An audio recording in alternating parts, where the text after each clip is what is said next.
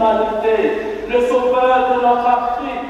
Voilà pourquoi l'Église de Dieu en Afrique se veut être Église famille de Dieu, lieu de célébration de l'Eucharistie.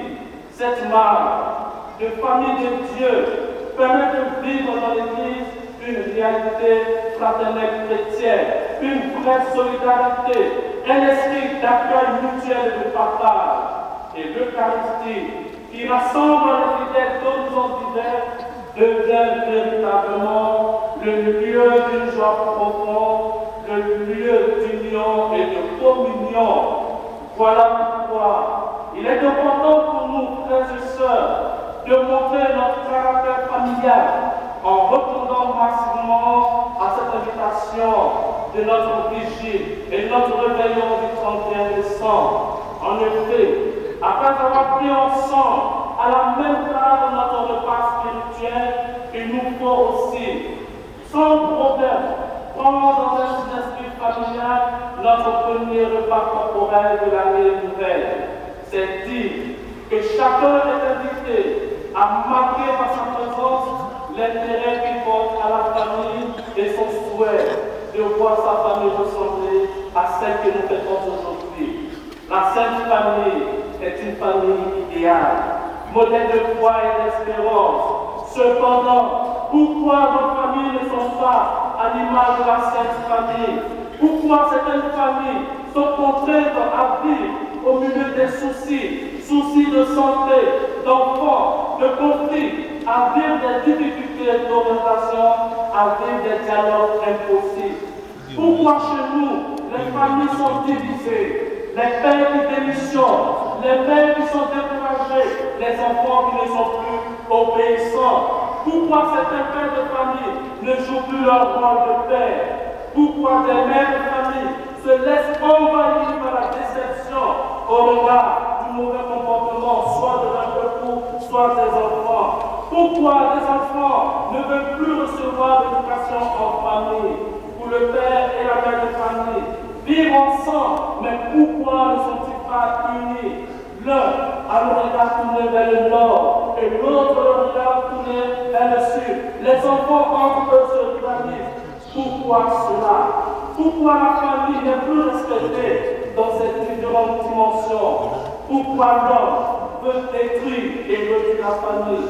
Quel est donc l'avenir de la famille humaine?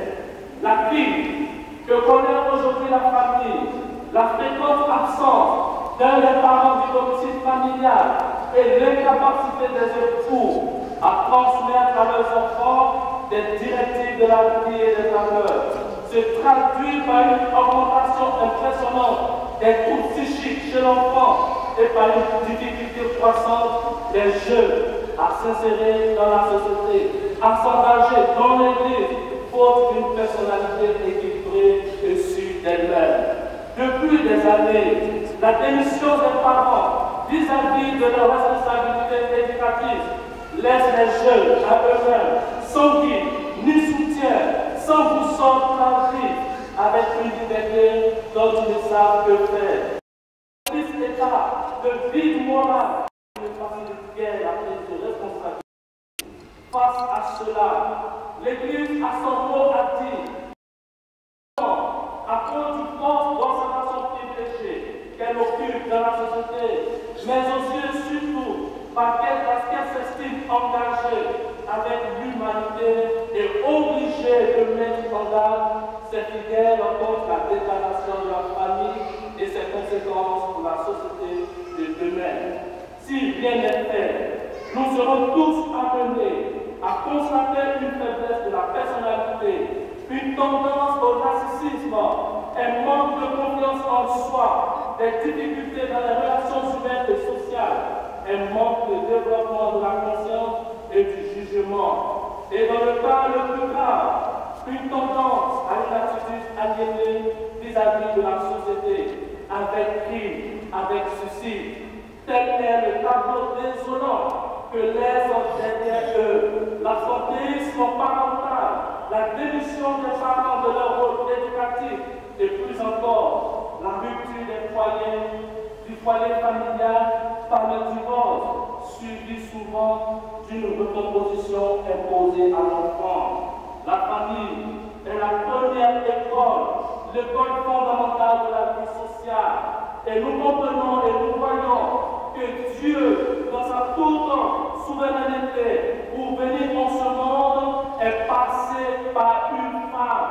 Respectons ainsi la condition humaine dans toutes ses dimensions.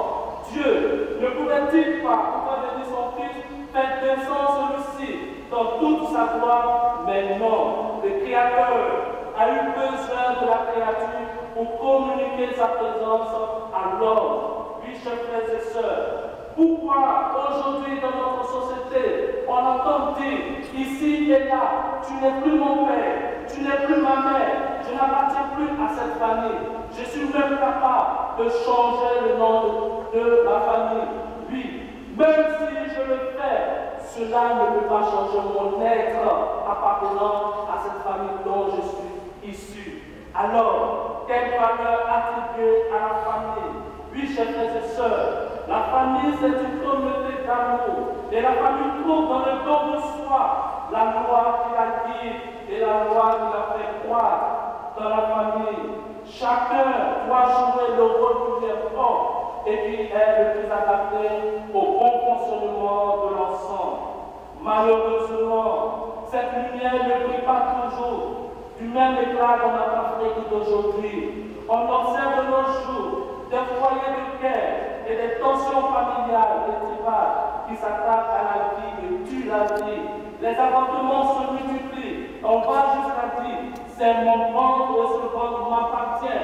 Je fais de cela ce que je veux. Donc, je peux avorter en supprimant la vie. Les génocides sont là sous nos yeux, en Afrique, dans des communautés chrétiennes. Oui, le tableau est parfois sombre. La langue doit donc être sonnée. Aujourd'hui, où nous célébrons la Sainte Famille, en laissant se faire la décomposition des familles, c'est le tissu social.